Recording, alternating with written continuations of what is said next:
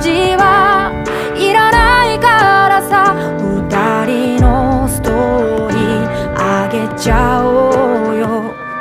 恋しているんだ桜、君私春に散る恋だ、分かっていたのに恋してしまったの。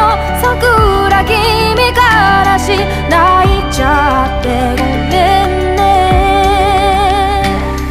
黒板とノートペンが走る音、グラウンドを見つめた。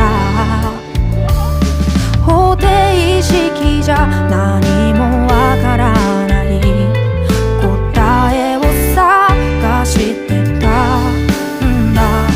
生活ようにチャイムが鳴る、ここにはもう